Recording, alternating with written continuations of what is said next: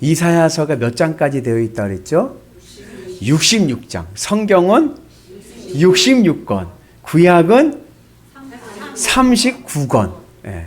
이사야서도 탁 나눠져서 1장부터 39장은 구약의 메시지와 거의 유사합니다. 구약의 메시지가 뭐냐면 이스라엘의 범죄로 인해서 하나님이 심판하십니다.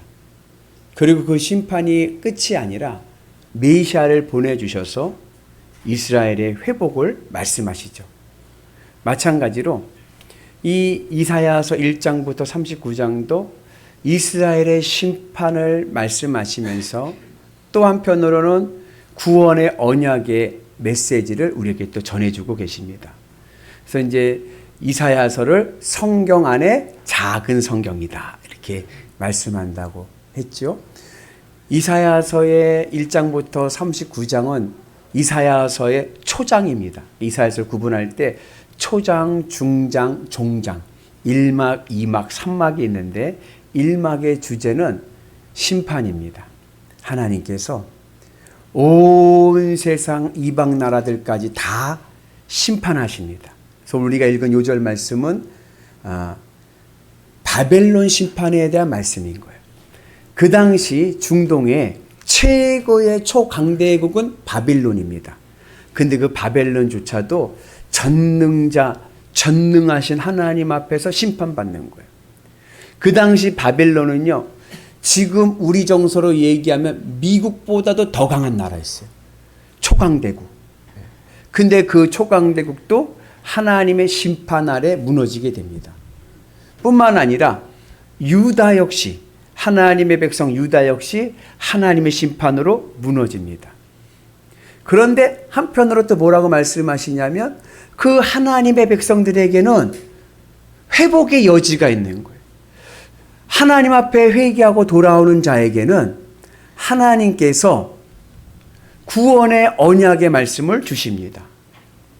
제가요, 어렸을 적에 저희 아버지한테 혼을 나면은 저희 아버지가 아주 무섭게 때리셨거든요. 그러면은 꼭 저희 아버지는 아주 눈물 콧물 쏙 빼게 때리신 다음에 다 끝난 다음에 이상하게 꼭 아이스크림을 사주세요. 투게더 아이스크림 또는 500원짜리, 저 다닐 때는 어렸을 때 500원짜리 종이 가게 담긴 아이스크림이 있었어요. 그거보다는 좀 질이 좀 떨어진 거긴 하지만 그걸 꼭 사주세요. 그럼 저희 어머니가 하시는 말씀이 그거 사줄 거 왜 때렸냐는 거예요. 아니잖아요. 그잖아요. 그 아이스크림 사줄 거 왜 때려가지고 돈만 나가게 하냐. 때리지 않았으면 아이스크림도 안 사주면 돈도 굳는데 예전에 어려우니까 형편이 그러잖아요. 아니 어차피 다시 회복시킬 거 뭘 타러 때리세요. 그냥 잘 어르고 달래고 이러고 다니면 되지. 그걸 왜 때렸고 망하게 하셔가지고. 그죠? 왜 그렇게까지 하셨을까? 거기에는 회복할 수 없는 유다의 큰 죄 5가지가 있었기 때문에 그렇습니다. 이게 교정이 안 되는 거예요. 교정이. 매를 맞지 않고선 교정이 안 되는 그러한 5가지의 범과가 있기 때문에 그렇습니다. 그것을 이사야서 1장부터 39장에서 말씀해 주고 있어요. 첫 번째 이스라엘 유다의 큰 범과는 뭐냐? 아이러니하게도 예루살렘 성전의 타락입니다. 예루살렘 성전 예배가 타락했어요. 예배가 타락이 되니까요, 예배는 드려도 하나님이 누구인지를 몰라. 이런 아이러니가 생기는 거예요. 하나님에 관해서 많이 듣죠. 예배 속에서 얼마나 많이 하나님에 대해서 듣습니까? 근데요, 하나님을 몰라요. 유명한 예화가 있잖아요. 기독교 독실한 신앙을 가졌던 아가씨가 불신자 가정에 결혼을 했습니다. 그리고 불신자 가정에 결혼해서 그 가정을 전도를 해서 시어머니까지 전도를 했어요. 시어머니까지 전도를 해가지고 시어머니가 이제 교회를 다니기 시작을 해서 비로소 세례를 받게 되었습니다. 세례 받는 날인데 아침에 며느리가 시어머니한테 와서 이야기합니다. 어머니 오늘 세례 받으시기 전에 목사님께서 문답을 하셔요. 문답을 하실 때 예수님이 누구를 위해 죽으셨냐고 물으시면 저를 위해 죽으셨습니다. 이렇게 말씀하셔야 돼요. 아이고 알았다. 걱정하지 말아라. 그 세례를 받으러 갔는데 문답을 하시는데 목사님이 아무개 성도님 예수님이 누구를 위해 죽으셨습니까? 물었더니 뭐라고요? 우리 며느리를 위해 죽으셨습니다. 이게 신앙의 오류죠. 신앙의 오류. 아니 교회를 다니고 내가 예수님을 나의 생명으로 하겠다고 세례를 받기로 했는데 예수님이 누구의 예수님인지도 모르는 거예요. 이런 아이러니한 신앙의 오류가 어디 있습니까?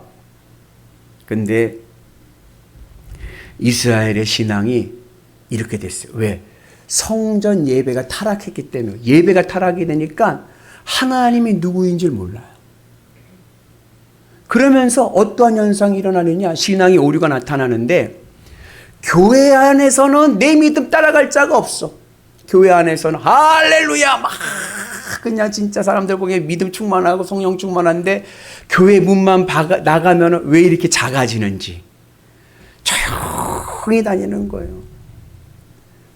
어느 회사 회식을 하는데 사장님이 회식 자리에서 김 과장한테 이야기하는 거예요. 김 과장 교회 집사람이요? 그랬어요.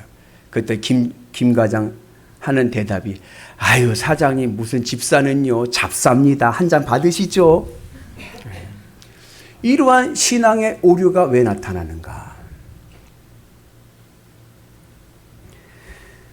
예배의 생명력을 잃어버렸기 때문에 그렇습니다. 예배는 잘 드리죠. 그 당시는요 이사야 예언자 시대는요 이스라엘 역사상 최고의 전성기입니다. 경제적으로 이스라엘 국민의 GNP라고 하나요? 국민소득이 최고로 높을 때예요. 경기가 엄청 좋았어요. 그러니 성전도 화려하죠. 리모델링 싹 하고 교회에 재정이 넘쳐나. 재정이. 네. 경기가 좋으니까 교인들이 헌금도 많이 합니다. 재물도 많이 드립니다. 근데요. 외형적으로는 부흥하는데 영적으로는 타락했어요. 어떻게 이러한 신앙의 오류가 났을까? 그 이유는 하나님께 드리는 제물이 있었던 거예요. 하나님 앞에 예배를 드리고 제물을 드리는데 여러분들 헌금하시잖아요. 그죠? 여러분 어떠한 마음으로 헌금을 하십니까? 헌금을 할 때 나를 구원하신 예수 그리스도, 나를 구원하신 예수님, 나에게 천국의 문을 여시고 하늘 천국의 은혜, 오늘 나와 함께 하신 주님이 너무 감사하고 너무 기뻐서 내 주님만으로 너무나도 기뻐서 그 헌금을 예물로 드리십니까? 아니면 내가 원하는 소원을 이루기 위해서 대가성으로 드리십니까? 여러분 자녀에게 뭘 사줄 때 대가를 바라고 사주시나요? 거의 그러지 않아요. 왜요? 사랑하니까. 내가 그 아이를 사랑하니까 그냥 그 옷이 비싸도 기쁨으로 사주는 거예요. 그 아이가 입으면 좋아하니까. 그걸 가지고 계산을 해가지고 내가 얘한테 10만 원짜리 옷을 사줬으니까 이자까지 해서 50년 뒤에 나한테 100만 원짜리 옷을 해줘야 된다. 이렇게 얘기하는 부모는 거의 없어요. 그냥 그 아이가 사랑스럽고 이쁘기 때문에 존재로 사주는 거죠. 내가 하나님 앞에 예물을 드리는 것이 주님으로 기쁘고 주님으로 만족하고 내가 주님만으로 감사해서 드리는 예물이 되어야 되는데 이스라엘 백성들의 제물이 뭐가 됐냐? 뇌물이 됐어요. 청탁성 뇌물입니다. 이걸 뭐라고 그래요? 일본어로? 와이로 쓴다. 와이로. 하나님이 기뻐서 드리는 예물이 아니라 내가 원하는 것을 얻기 위해서 제물을 드립니다. 그 제물이 하나님 보시기에는요 영 마땅치가 않은 거예요. 우리 같이 말씀 봅니다. 헛된 제물을 다시 가져오지 말라.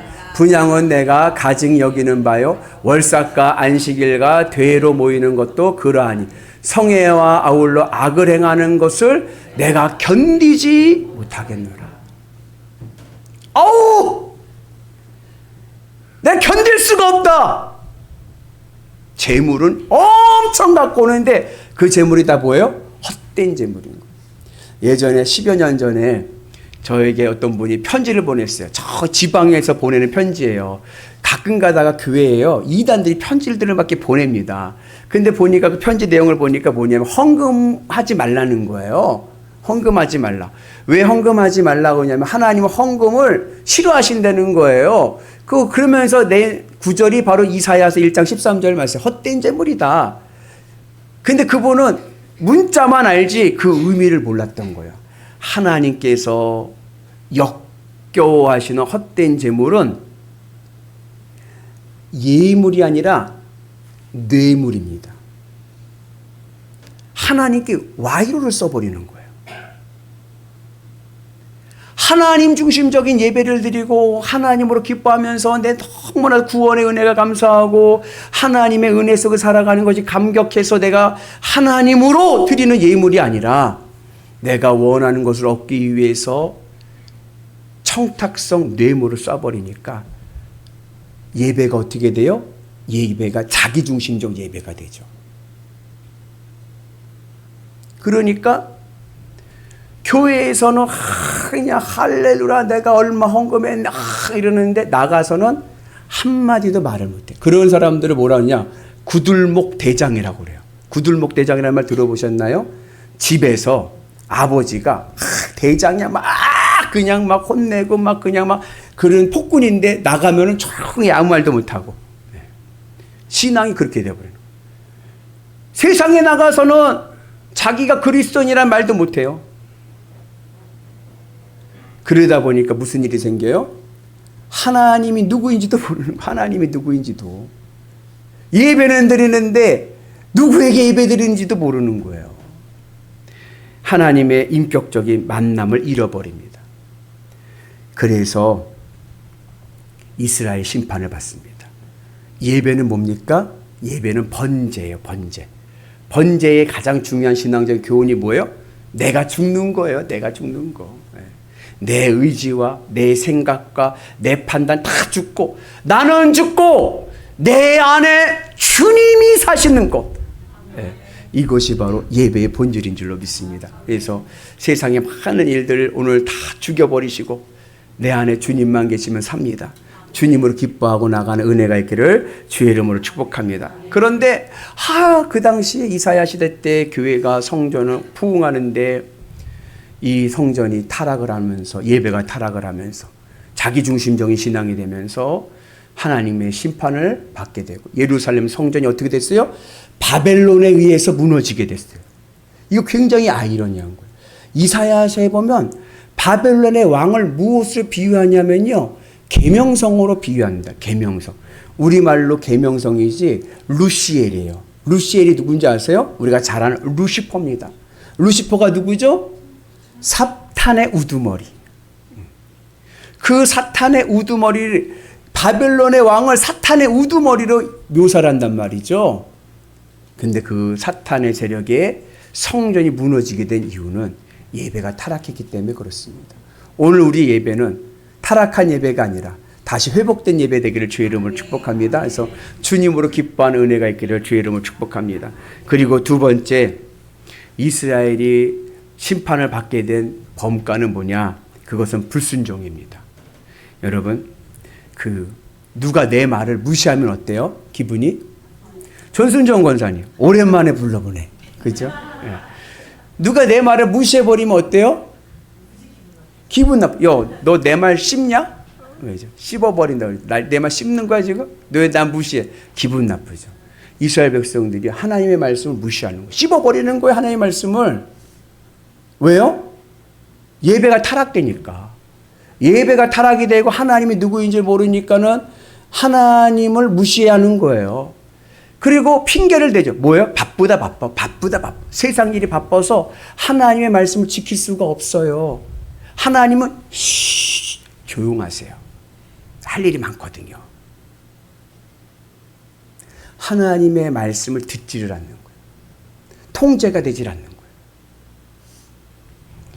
그래서 이스라엘이 하나님의 심판을 받습니다.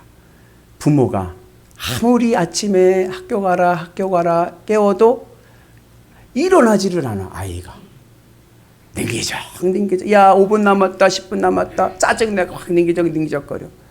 그래서 그러던 놈이 어느 날 새벽 5시에 일어나서 깨우지도 않았는데 새벽 5시에 일어나서 샤워하고 6시도 안 됐는데도 집 밖을 나가는 건 왜 그래요? 여자친구가 불러서 그렇죠.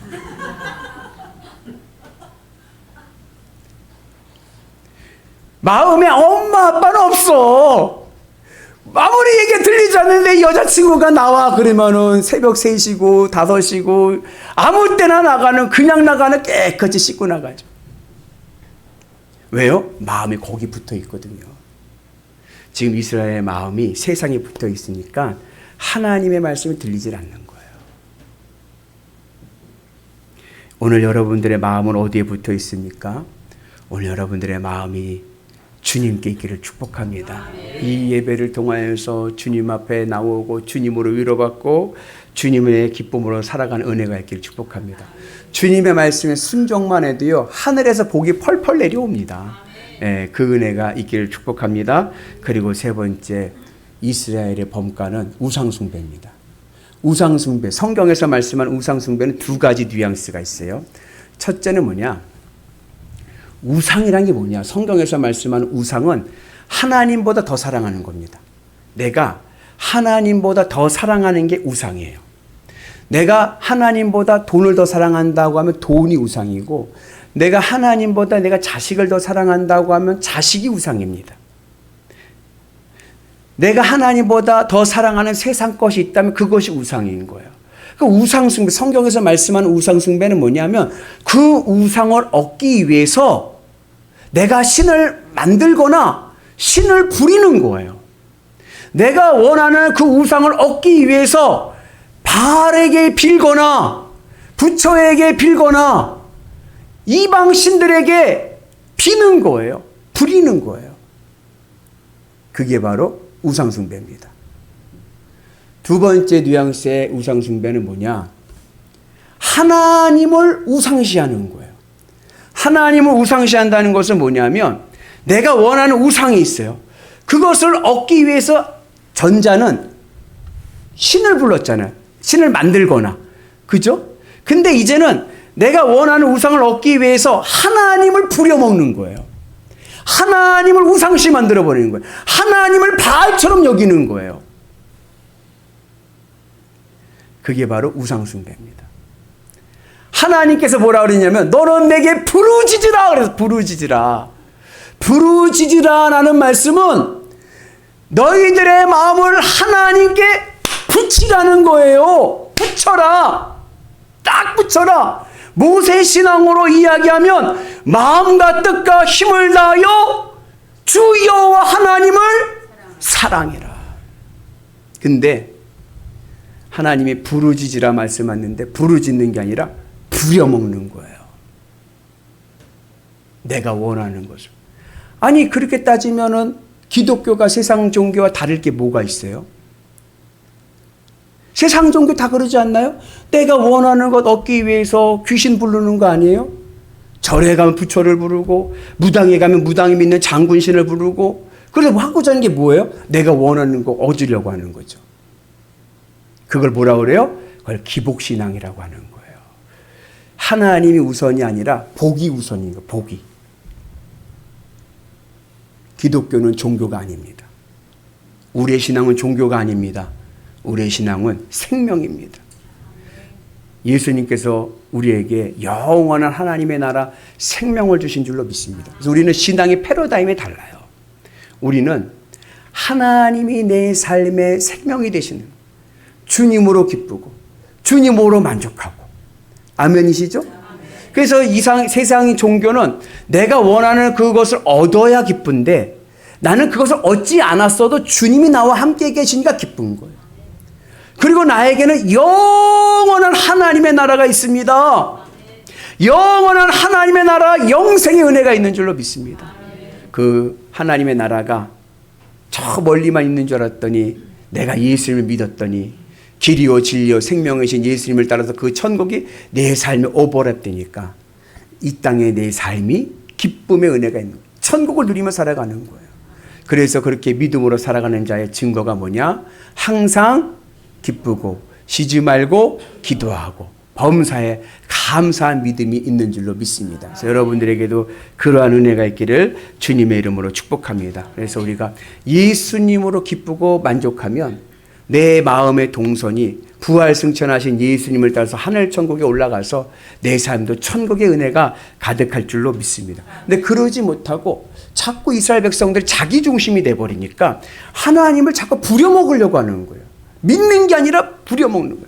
믿음이란 것이 뭡니까? 믿음은 크레도, 내 심장을 바치는 겁니다. 내 마음을 바치는 겁니다.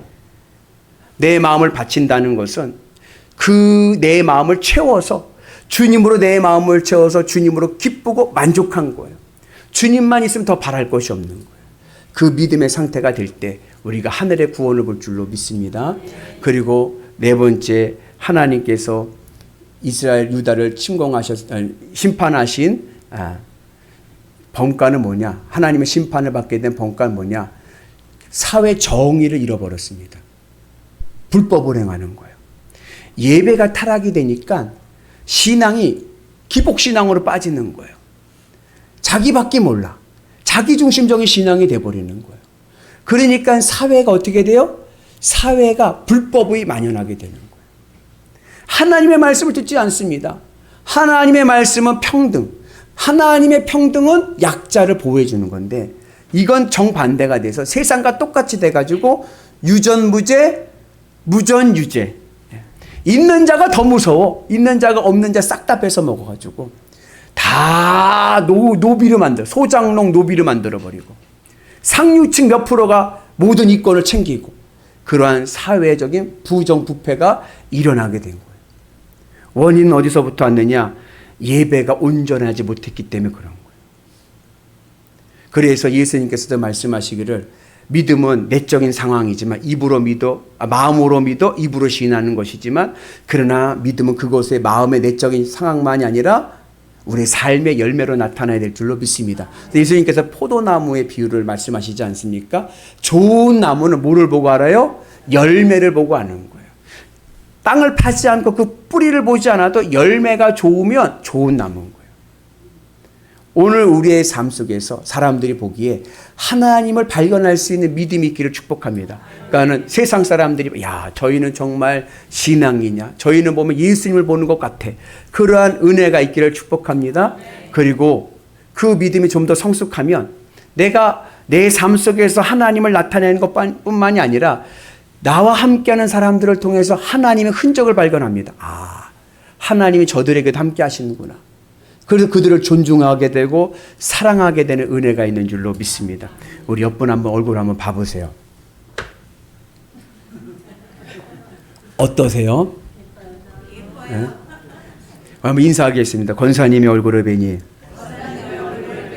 누구의 얼굴 같아요? 하나님의 얼굴을 뵌 것과 같습니다. 하나님의 얼굴을 보는 은혜가 있기를 축복합니다. 그리고 다섯 번째, 유다가 심판받게 된 범가는 뭐냐? 교만입니다. 왜 사람이 교만하냐면요, 내가 답을 알기 때문에 그래. 내 말이 맞아. 내 말이 답이야. 그래서 교만해집니다. 여러분 스트레스 받으시죠? 왜 스트레스 받아요? 왜 스트레스 받습니까?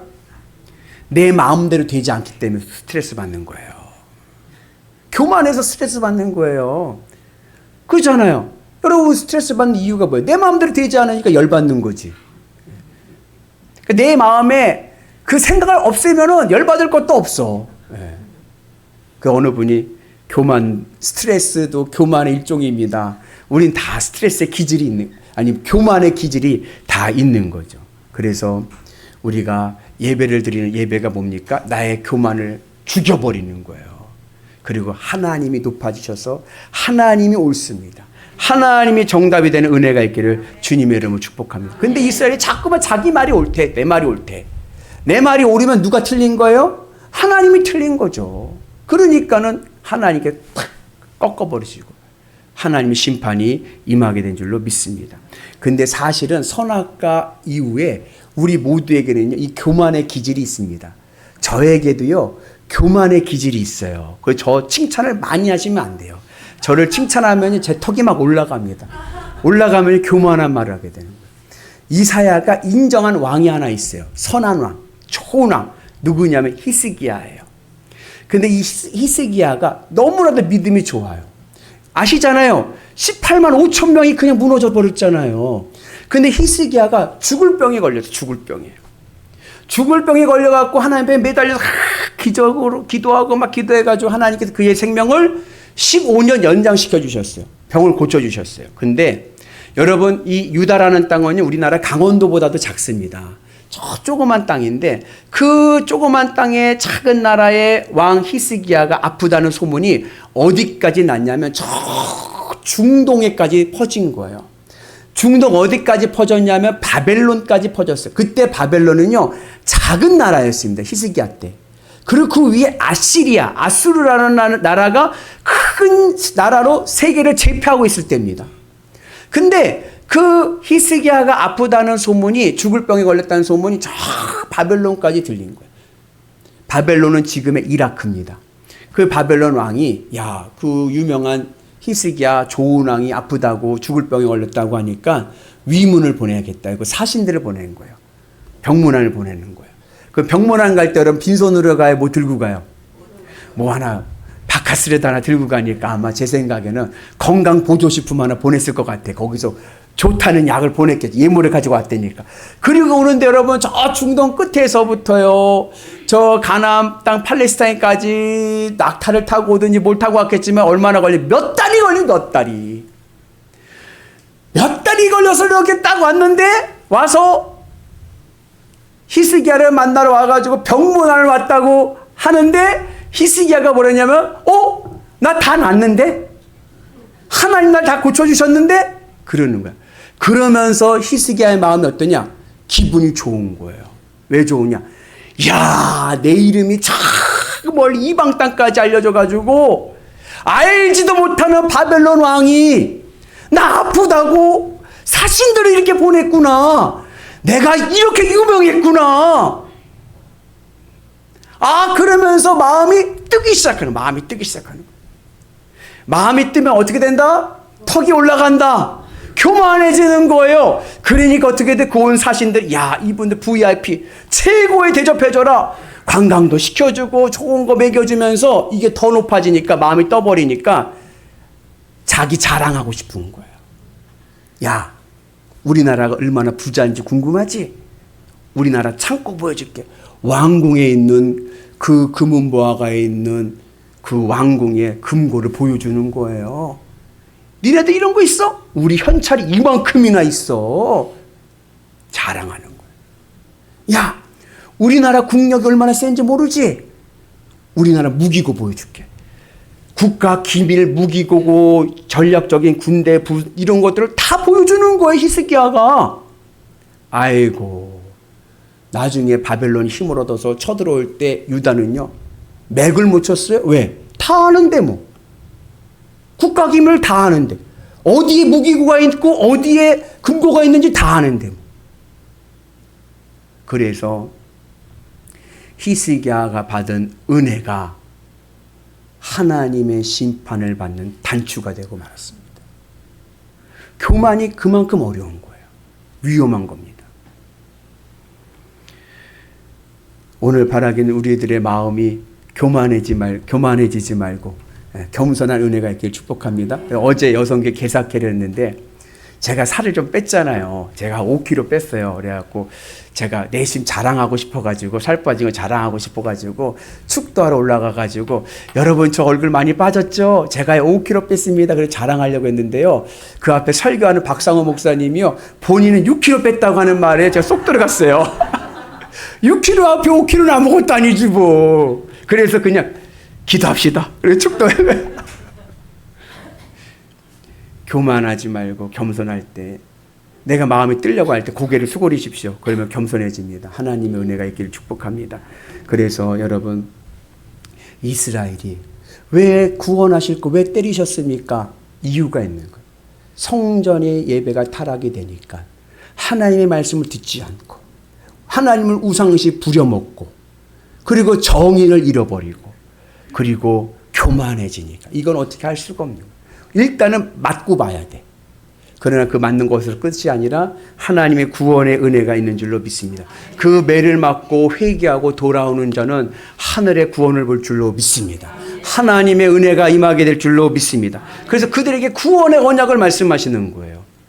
그 매를 맞고 회개하고 돌아오는 자들에게는 하나님의 땅의 언약의 복이 있는 거예요. 하나님께서 우리 인생의 문제를 해결해 주실 줄로 믿습니다.